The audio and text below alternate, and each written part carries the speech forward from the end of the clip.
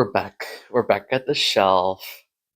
I swear to you, I said I'm gonna record, and I replaced the shirt that I was wearing because I had sweated a little bit. So let me get a fresh shirt, and it just happened to be the Magnus Archives shirt that I chose. Now, I swear to you, it was the next in rotation. It's a really happy, really happy coincidence that I got this. Hello, if you've been here before, welcome back. If not, hi, my name is David. I make videos talking about media that I enjoy. This is a primer for Season 2 of the Magnus Protocol, releasing on February 27th. The Magnus Protocol is a horror anthology mystery series created by Jonathan Johnny Sims and Alexander J. Newell from the Rusty Quill production company. Just like in Season 1, I will be making videos covering the recent past 4 episodes of the show as they come out, giving my thoughts, ideas, and theories based on those episodes. So 4 episodes will pass, and make a video about it.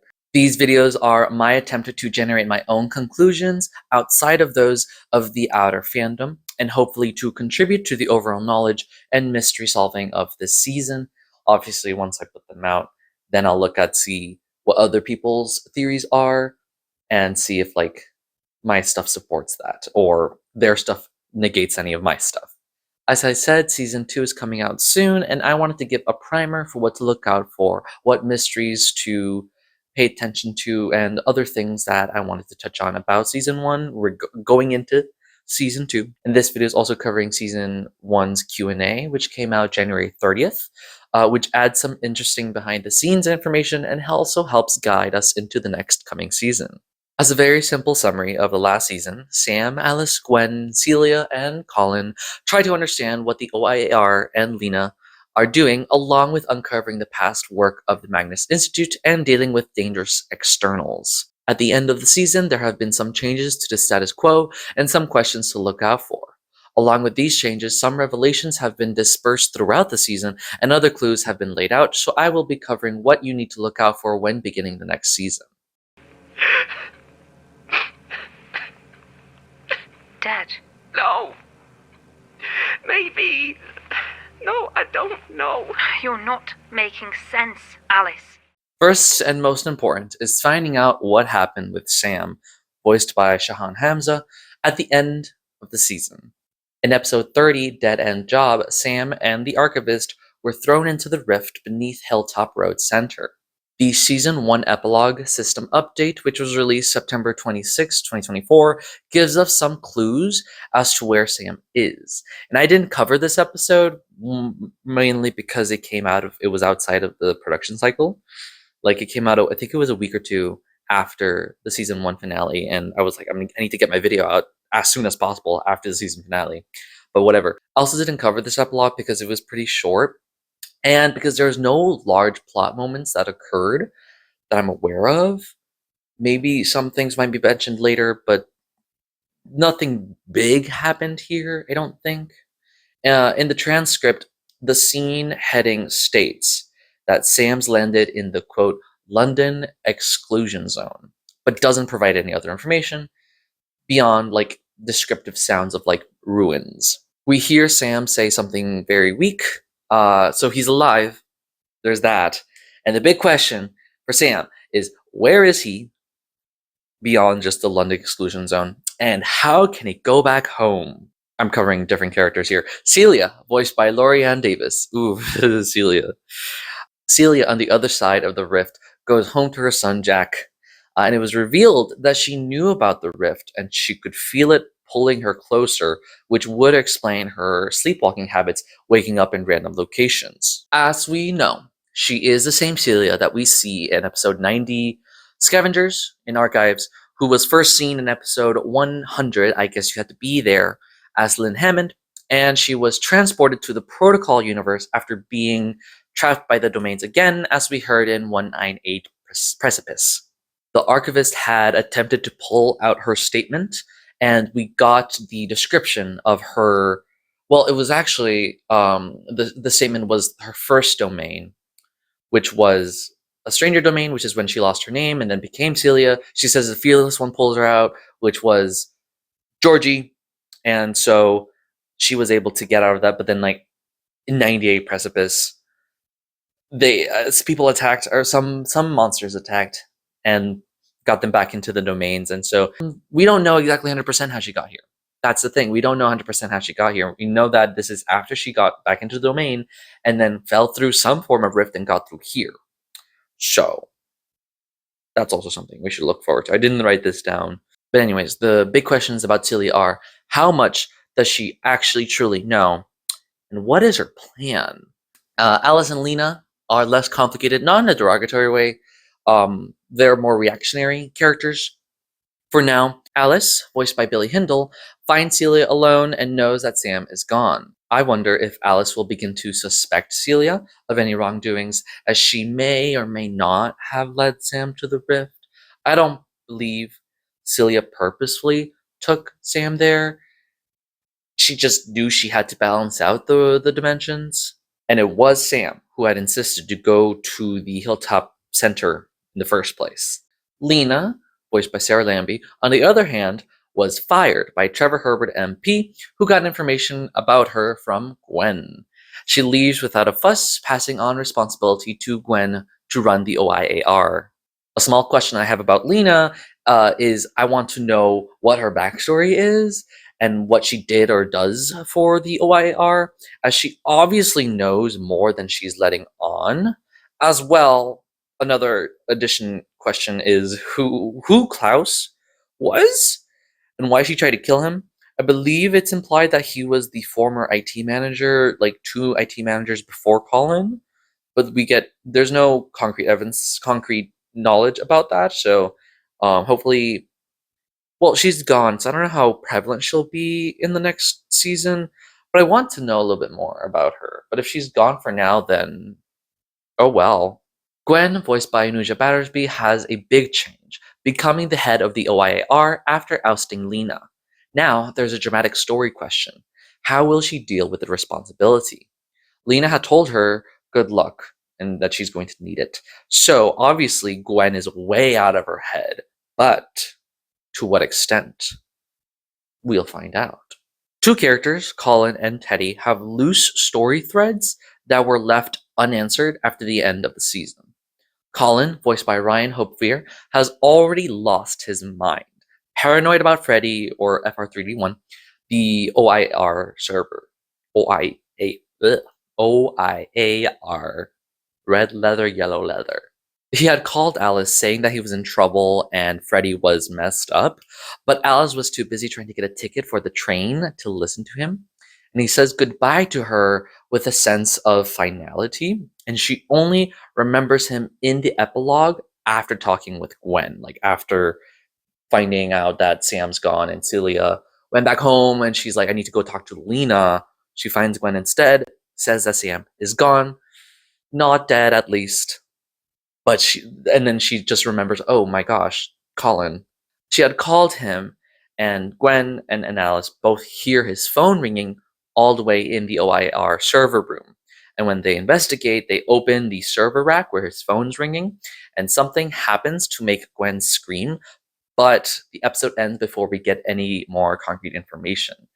So the question is, what happened to Colin, and what did Gwen and Alice see? In 29 Keyed In, Alice and Teddy, voiced by Kazim Tazin Amore, are having drinks, and he tells her that he needs to talk to her seriously about his job. However, Sam messages Alice about going to Hilltop Road Center before Teddy can talk to her about his job. And Teddy, in contrast to Colin, doesn't seem to be in any rush or danger. So, finding out what he was going to talk about, what he wanted to tell Alice, is lower priority, in my eyes at least, but still very important as it's definitely world building. In the season 1 bonus episode, What If Everyone Listened to Colin, which released on October 10th, 2024, everybody listened to Colin. Congrats, buddy. This leads to the entire OIR system being revamped and updated, and then everyone loses their jobs except for Alice. Sam and Gwen are fired, and Celia is mentioned as like a new hire that they decided to just not hire at all. So Sam and Gwen, now jobless, are approached by Teddy, who offers them a job because they used to work for the OIAR. Teddy says his work is adamant about hiring them, and Gwen asks him why. And Teddy says, I mean, there's a certain amount of overlap, and you can say this for the OIAR. For all its faults, it was specialist. I suppose you could call it resource allocation. Gwen doesn't take the offer, but Sam does, and Teddy's employees want Sam hired quickly. And this quick turnaround and their hyper interest into ex-OIAR employees means something. And I don't know what, but something important. And I hope to learn soon about it. Especially because this is a you, but like it's all in the same world, right? So what could have happened? Ooh. What? You'll see. Anyway, hurry it up. Time to mold you like clay into the perfect government drone for the Office of Incident Assessment and Response. There's also the question of what exactly the OIAR does. In 28 Interruptions, Lena states that the system sends crawlers to scrape online sources, creating the caseloads that the employees work on, assessing it based on the contents. The long codes at the beginning of the episode description are these case assessments.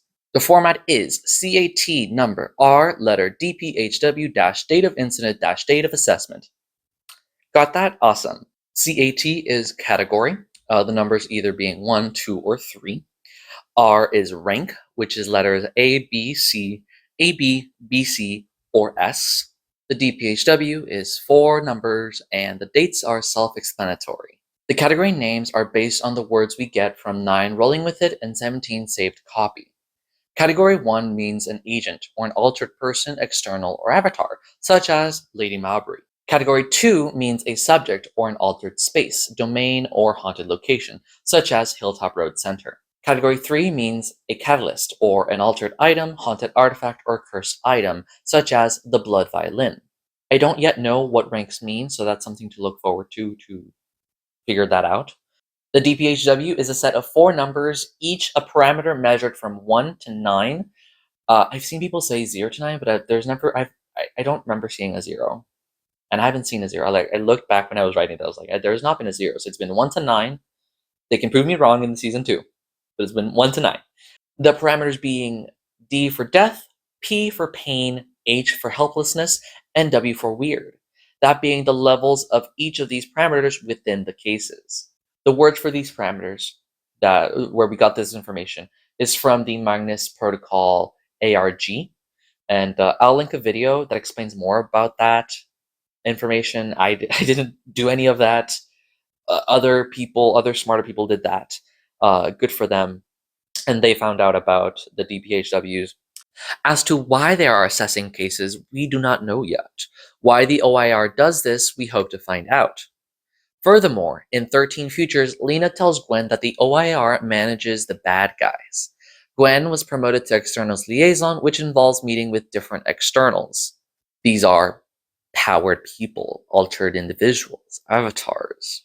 10 Saturday Night with Bonzo, 15 Well Run with Lady Mowbray, and 20 Social Stigma with Ink 5 We learn that Gwen is giving them names, as we see in 11 Getting Off.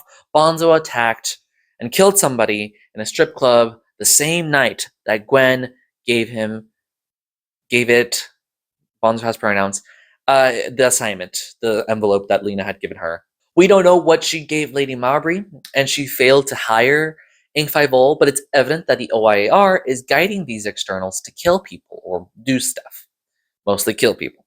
Lena and Trevor Herbert, voiced by returning voice actor Ian Hales, both of them know more about the OIAR and what it does, and thus their knowledge is also a mystery, as well as how much Trevor actually knows.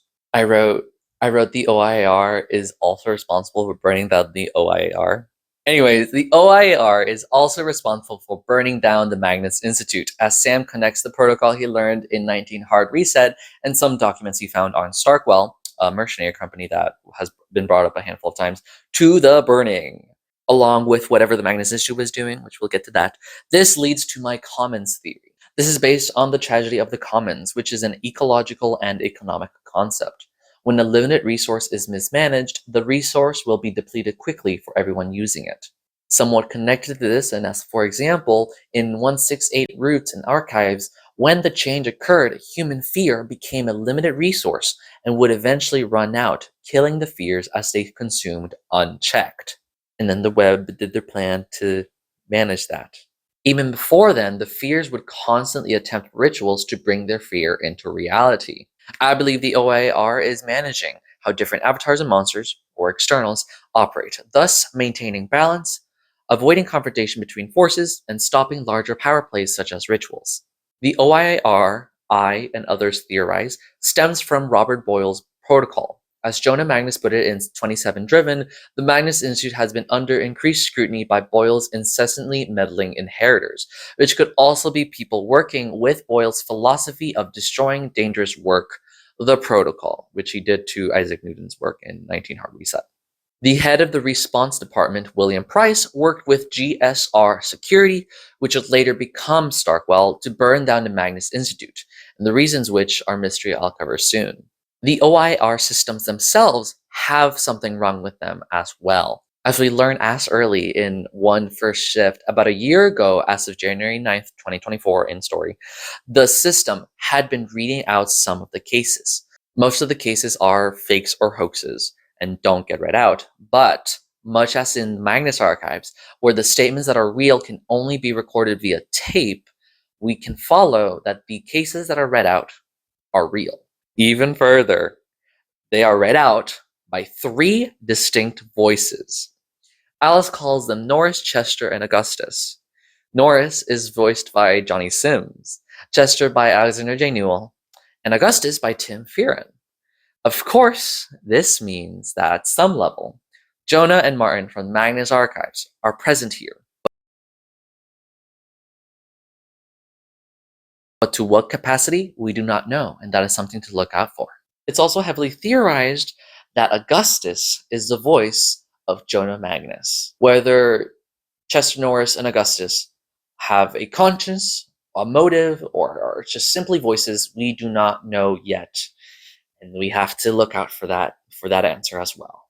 FR3D1, or Freddy, is also something different. There's some deeper lore stuff that I can't wrap my head around that's covered by the ARG, and so I hope it becomes clear later on in story, more simply laid out. There's something about German source codes and stuff like that that the ARG dives into.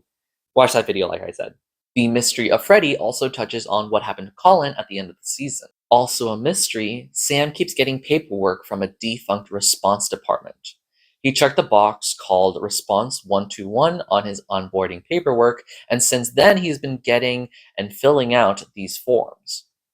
They ask weird personal questions, such as, please list every dead creature you have seen in the last 3 months. How many blood transfusions have you had within the last 10 years? And then just, why?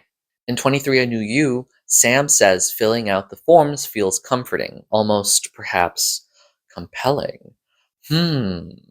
More importantly, Lena says that the paperwork is pointless, so it is outside of the normal operations of the OIAR, and this tells me that the response papers are special and will amount to something, eventually. What it is, I don't know yet, and I need to find out. That said, I still believe that determining the date should be the provenance of the astrological, not the cultural. The constellations have played a key role in our researches for centuries, and I fully reject the notion that they should be dismissed as irrelevant to the great work in such a way as the Christian God has been summarily discarded.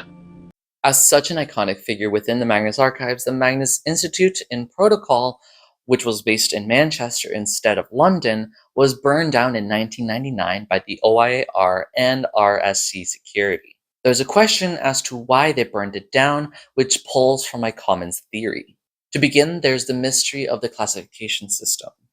Archives had established Smirks 14 or 15, detailed by Gerard Key in 111 Family Business in Archives, which was a classification created by Robert Smirk to conceptualize the dread powers. However, the system of metaphysics and protocol is based on alchemy. The Magnus Institute was focused on alchemy. And as we see in 19 Hard Reset, Celia has done some research on alchemy, and Sam read a bit about it when he was researching the Magnus Institute. It's my belief that the dread powers are still present, but Smirks 14 is not the classification system used in Protocol. I believe the OIAR and the Magnus Institute classifies the dread powers not with hard labels, but with shifting variables, similar to scientific readings. We've also gotten more classification from the OIAR than the Institute, but they have some overlap. Smirks 14 and the story of archives is more historically based, which has some rigid delineations, while whatever the OIR is doing is more scientific based, as there is more nuance with recordings.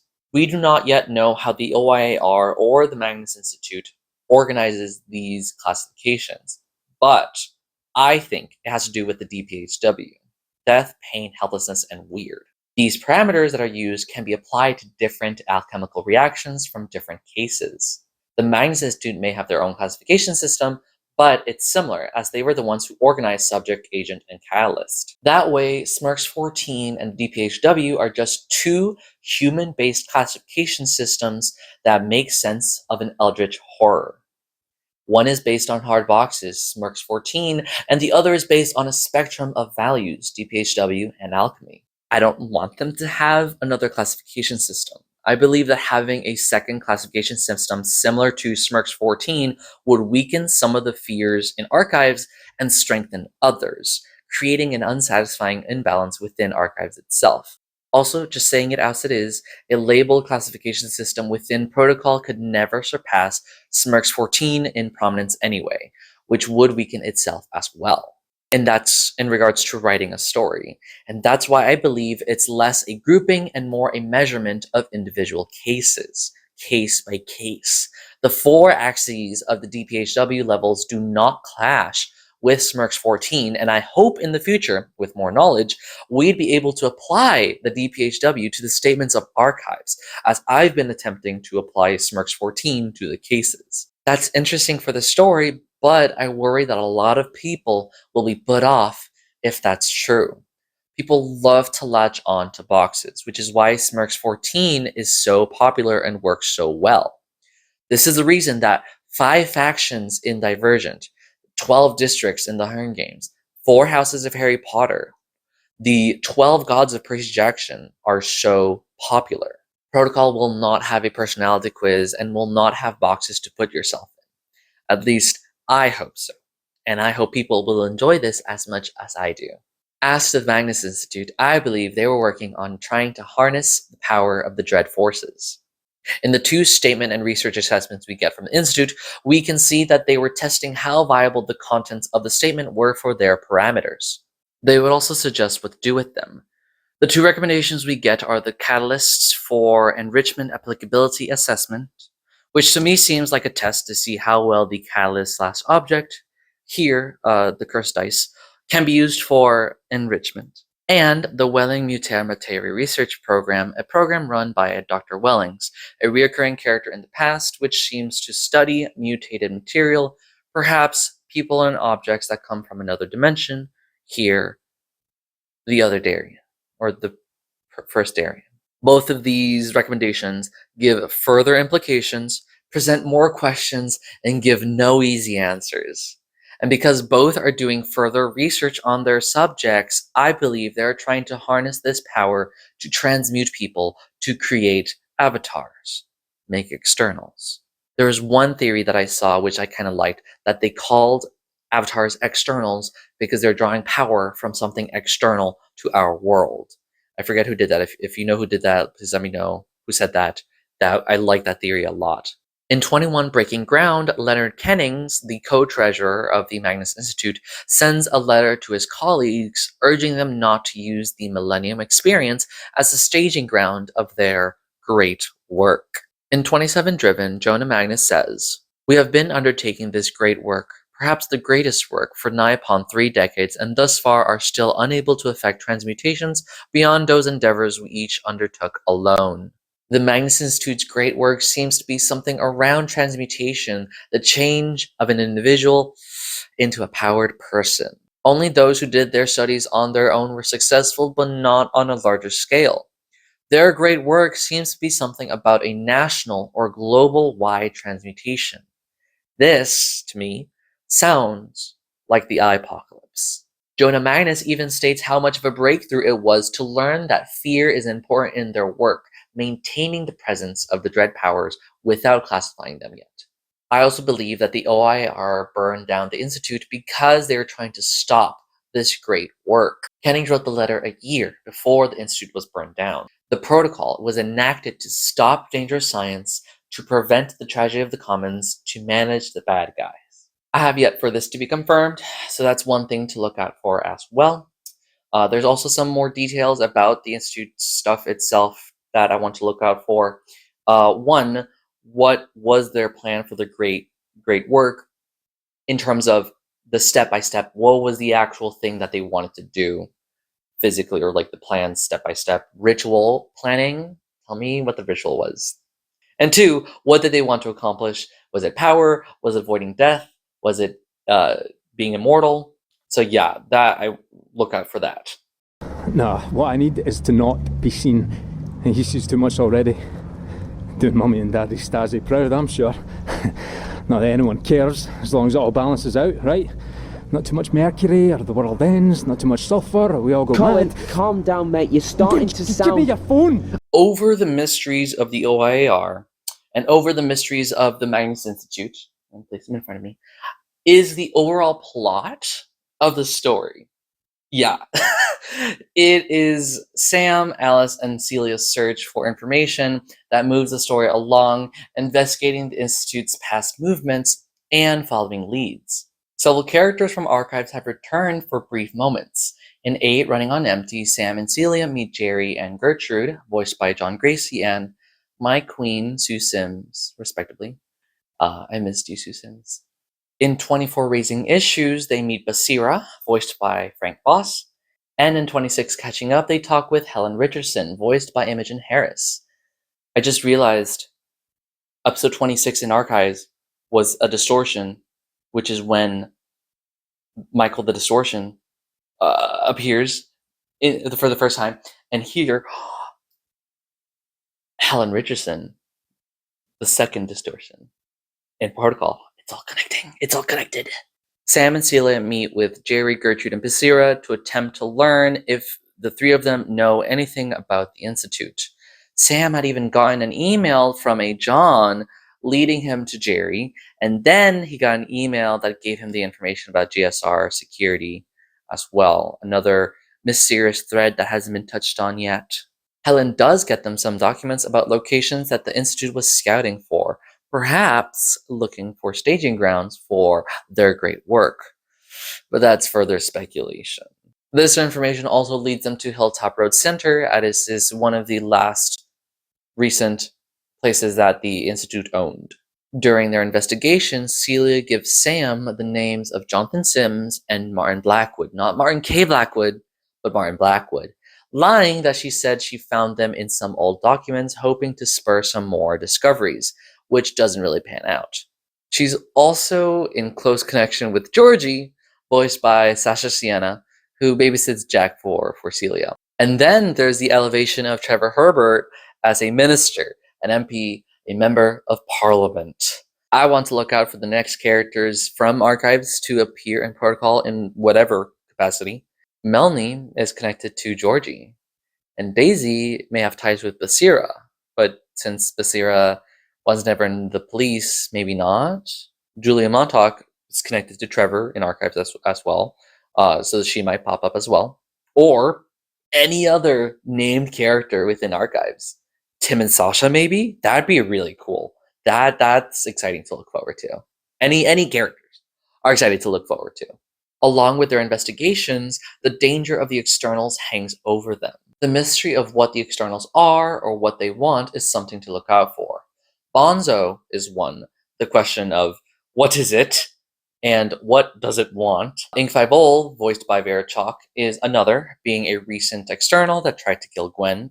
There's also a small mystery regarding Oscar Jarrett and who he was, as Ink 5 lifted designs from and later grew powered from Oscar Jarrett's designs. I don't know if there's much. I just want a little bit more. Maybe a case from the very far past of one of his tattoos doing something. I don't know. Lady Mowbray, voiced by Ellie Dickens, and Needles, voiced by Harry Roebuck in 6 introductions, are both current externals that we need to keep an eye out for, but have not appeared since their episodes. They're there, and they're dangerous. Like, Needles' statement case happened like a month before it was read out, and Lady Mowbray is there. She's still there. Love her. The biggest threat of an external is the Archivist, as named in 26 Catching Up. In 10 Saturday Night, it was released from a trapdoor in the ruins of the Institute. There's another mystery there, like why was it trapped in the Institute, what trapped it there, etc. And has been killing people, as we see in 18 solo work, drawing statements from them and making them die from their worst fears. This Archivist is obviously tied to the eye powers John had in Archives, and it may be different things. It could be John himself transformed into a monster. It may be a successful transmutation that the Institute had kept hidden, and my personal theory is based on what Annabelle Kane said in 197 Connected. When asked what happens when the fears are thrown through the rift in Hilltop, she says, "I would either travel with them or I would die. I do not know which. My life is only sustained by the web. Most would simply lose whatever powers they have been gifted. John would lose most of himself, the parts of him that are the eye." Because of this, I believe that the Archivist is that part of John that was pulled from him, displaced into the protocol dimension. All of this, of course, has yet to be revealed and has yet to be corroborated. But I really believe that.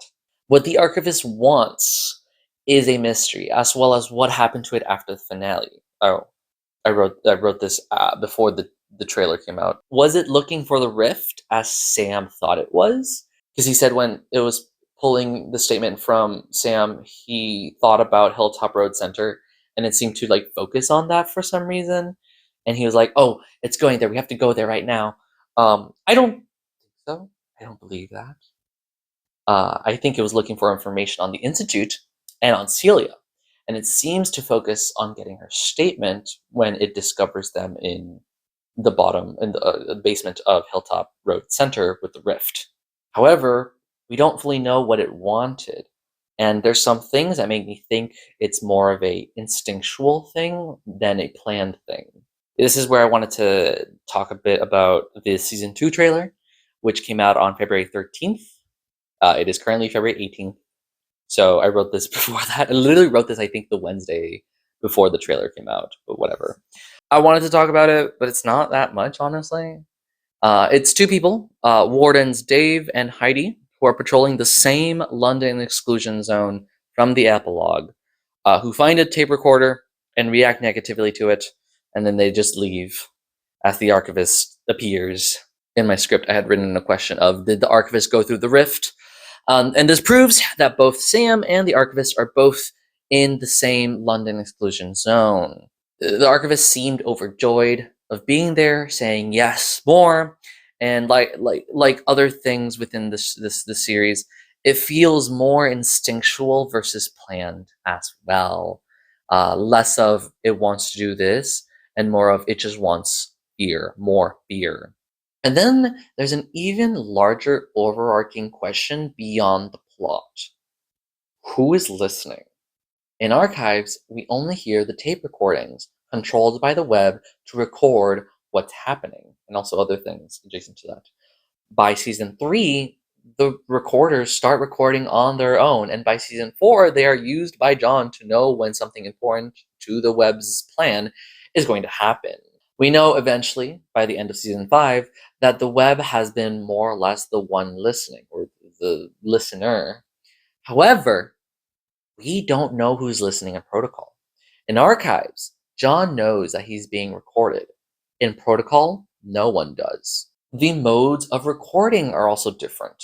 We only listen from a tape recorder whenever the Archivist appears, but otherwise the characters are recorded through the OIAR computers, their landlines, their phones, their laptops, the CCTV cameras, and their horrible filter, or just any technology near them. Colin seems to know this, being able to avoid being recorded by the computers, but this watching is near unescapable. I have no idea who is listening in on them, but my leading theory is that it's Freddy, perhaps John Martin and Jonah, but there's not been solid evidence at all. Adjacent to this, in 30 Dead End Job, when the archivist appears, the perspective of what's been listening is retched from Sam's phone to the recorder. And this may be the archivist using its eye powers to retain control of the perspective, as the transition sounds very forceful. When I first awoke, I knew nothing. Nothing but the dream of things that sliced my who from me with claws like scalpels. Oh, God. They would hunt me and toy with what it meant to be me. Perhaps the archivist and Freddy, if it is Freddy listening, are separate entities, with the archivist more powerful than Freddy. I don't know, and that's something to look forward to as well.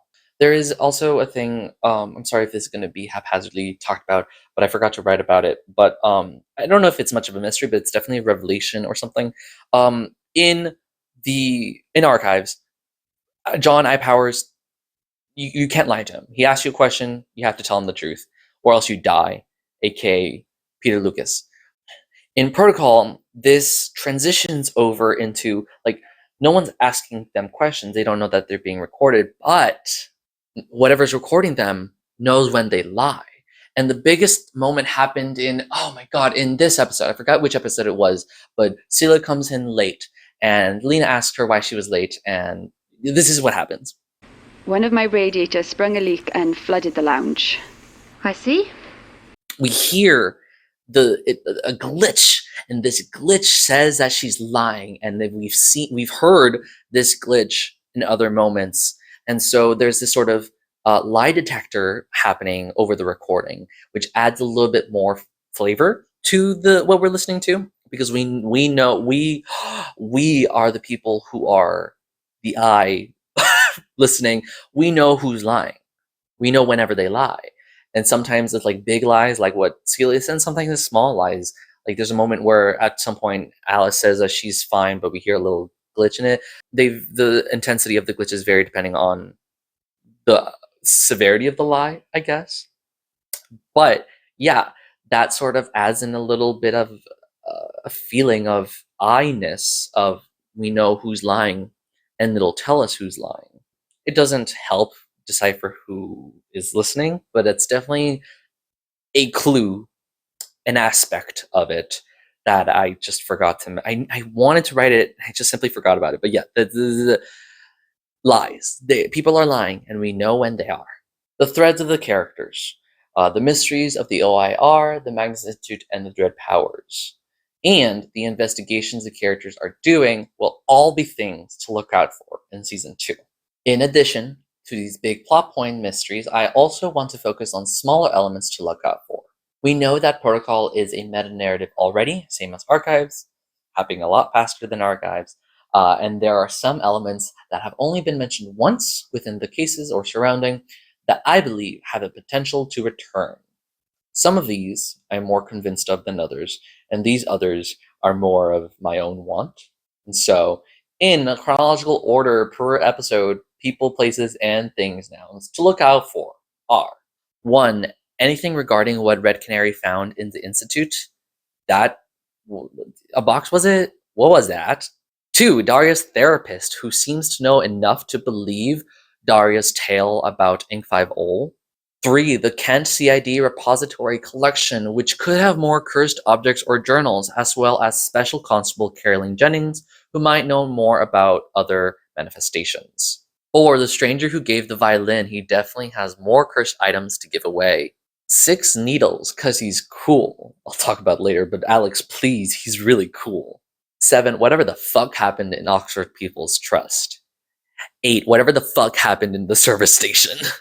12. Baz, the man killed by Bonzo in the strip club, and also why was he chosen by the OIR to die? Why was he chosen? 13. Zora Trader, and whatever that metallic insect that killed that guy was. 14. Mr. Beck, Alyssa Beck, the exterminator's father, who would believe that she was killed by monstrous snakes, which means he knows a lot. What does that mean? Literally, she says, "I know you would believe me." That means something. 15. There's a few here. Lady Marbury, because she's hot. The Sentinel tip-off hotline, which seems to know about manifestations. Luke, voiced by Yannick Gonti, Alice's brother, is important in some way, but I don't know what. 20. Royal Mint Court, where Teddy's job and the OIAR itself are located in, built by Robert Smirk. 22. Whatever the fuck was happening in Herr Schmidt's brainwaves. 23. Finding Your Peace Forum. There's got to be other people doing weird stuff there. 24. Demon Baby. He's going to grow up into something. 25. Hungry Man Grill. The chef is an external, probably. I forgot about this one. 27. Jonah Magnus mentions an N who gave him a recommendation regarding something that collapsed. So, who is N and what collapsed? And finally, 29. The key. The key, which I believe Gwen is destined to own and use for different reasons. I've talked about it in my video for episode 2930. And the Scruffy Man that was seen in Prague, also probably an external. This is a meta-narrative, as they said, and in like Archives, the episodes are connected to other episodes. However, similar to Archives, not all of them do, and I'm just getting ahead of it all, just in case. So I can be like, I was right that the... Let me pick a random one. Demon Baby came back. And we're going to be answering questions about primarily protocol, I assume. I mean, one assumes. I don't know, maybe people are like really into asking about like your skincare routine or something, Johnny. We got a lot of that in Archives. Oh, don't ask about my skincare routine. I've not been keeping up with it. Oh, that's a shame. What are we going to do with your skin now? We can't harvest it and use it for things like bookbinding. The Season 1 Q&A provides some answers and important insights to have in mind as Season 2 continues. The first question asked if they had always planned for characters from Archives to return, or was it more spontaneous? John says that the number was consistent, but the exact specific people changed depending primarily on availability for voice acting. We don't know who they could have been, which is exciting because this means that there will be more different characters to look out for. This also means that their roles in the story are more variable and less contingent on the plot, since they can be switched around. The next question they're asked is about Celia's son Jack, and Johnny dispels any notion that Jack is in some way a mystery. And I know that I and others wondered how Jack fit in all of the mysteries, and Johnny says, happy to say, yeah, Jack's Celia's kid. When Celia says she had some wild years over the last few years, ended up with a baby that she loves, she's not lying. I'm quite happy to say that. It doesn't feel like a reveal to me. This does help in the future to get us not to focus on Jack as much. He is not a mystery. The next question asked is why they focused on alchemy instead of Smurfs 14, and this is an interesting insight that adds to my discussion of the classification system. Johnny wasn't interested in creating another metaphysics of fear, and so he turned it over to Alexander J. Newell to do it, and Alex focused on a different way that the metaphysics of the Eldritch powers could work, and thus he turned to alchemy. He wrote up a large notebook of lore, which they say only 5 to 10% of the lore has been revealed so far, which is good for us because that means we still don't have all the information and all our theorizing is just guesswork. Alex wanted this system to be compatible and in conversation with Smurfs 14. What I like a lot is how they frame the different systems. They say that Archives is what happens if history got weird. Protocol is more of like what happens if other fields of study got weird. This helps further our understanding of the classification system with alchemy, as it implies the scientific angle is more present than the historical angle. Spectrums and values over boxes. The next few questions are pretty much nice fluff. What's their favorite externals? Alex says his least favorite is Needles, which makes me doubt he'll appear again anytime soon. Like I said, Alex, please, he's cool. Please bring back Needles. Alex says his favorite is Bonzo, which, yeah, we can tell. The writing is just amazing, and he's written most of the stuff for Bonzo. And Needles is Johnny's favorite. The next question asks how different it was to have guest writers. Did they have to adjust their material, and did any writers have influences on the greater story? And the answers here are interesting, both for the plot and for behind the scenes. The guest writers are such: 3. Putting Down Roots by Graham Patrick. 4. Taking Notes by Cole Weavers. 5. Personal Screening by Jamie Petronis. 14. Pet Project by Sean Pullington. 23. A New You by Harlan Guthrie. 24. Raising Issues by Alex C. Tillander. And 26. Catching Up by Muna Hewson. Johnny says that having guest writers helps lessen their workload and restructures their writing pipeline. And he says that they gave them a series Bible and a list of prompts, and they have to write based on the themes and prompts given. I need to get a hold, I need to get my hands on that season Bible, the series Bible. I need that. In terms of adjusting their material, it seems that the guest writers mostly focused on the cases, while Alex and Johnny were focused on plot-relevant parts, scenes of those episodes. They also tweaked some things for connectivity. Out of the guest writers that we've had, I did see that Harlan Guthrie has stated that the ending to the case of A New You was changed. The ending of it was changed than what he originally had. And they didn't talk about that, and I don't know if other of the guest writers had other, issues with that as well. It didn't seem like he was peeved about it. It didn't seem like he was just kind of like, disappointed in a way. I can understand that. But they obviously didn't mention that because that might lead into some arguments and stuff. But yeah, I wanted to at least mention that. I've talked about it before in my past videos about Protocol. And while the guest writers don't affect the overall plot, some have introduced themes that Johnny and Alex want to explore further in the future of the show. Hopefully, Mr. Beck. Johnny also says that they are aware that the audience knows that there is a meta-narrative. Unlike Archives, which starts as a true anthology, Protocol began with the knowledge that it's all going to connect. And so this connects so many connections to my former point of smaller things to look out for in the future cases. Mr. Beck, Baby, Demon Baby, The Key, stuff like that. The next question asks how they came up with the premise of Protocol, and they explain how they brainstormed it. Overall, the story of Protocol is made from scratch, built up from ground zero. The next questions are about Bonzo. I don't need to talk about them. They're about Bonzo. Oh yeah, one question asked was why Beth Erie voices the Archivist, and they outright state that it's because she's a great voice actress. This proves, at least, that the Archivist has no connection to the other character Beth Erie voices in 130 Meet, Lucia Wright, who witnessed the ritual of the flesh, the last feast. This was a lingering question that has been snipped. They are unrelated. The next question asks what inspired them to make Alice trans and whether her identity will be important to the story. And Johnny says that they wanted to have representation without a requirement of it. Thus, no, her identity will not be important. Her trans identity doesn't need to be justified by the story. It's simply a feature of it, which is really good representation. This at least also helps narrow what to look out for regarding Alice's story, because there's also things regarding the ARG about other Dwyers in the Institute, which we haven't gotten. Like, Luke and Alice Dwyer were not in the Institute, but someone else, last name Dwyer, was, and we don't know if that's Alice's dead name. I don't think it is, because that would be kind of shitty to have there. So I don't know who that is.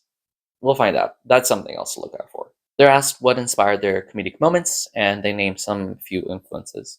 The next question asks how they came up with the DPHW codes, and Alex says he makes them up and doesn't have a master sheet to calculate it. This further pushes the idea that the classification system is more of a case-by-case basis. They do write them down and use others as reference, but overall it is a human-created system, metatextual, of a more structured human-created system within the text itself.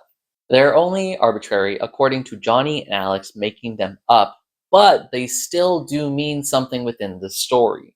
It's not like an equation that they made up. They also focus on the idea that this is how the OIAR classifies things, and so there may be further confusing clues or clearer answers outside the OIAR, aka in the Magnus Institute or beyond. Probably Starkwell as well. A question asks what kind of dog Newton had, which Alex says is whatever the story needs it to be. That's not important. He just needed to write about Isaac Newton because he's so integral to the story of alchemy anyway. And lastly, they were asked what they wish the audience would know about making the show, and they say that the things that seem easy are hard, and the things that seem hard are less hard. Well, that's good to know. And that's all the Q&A was. Interesting insights and great clarifications for the future. The baby is not a mystery, and neither is Beth Erie. They're gone, Alice. They're gone.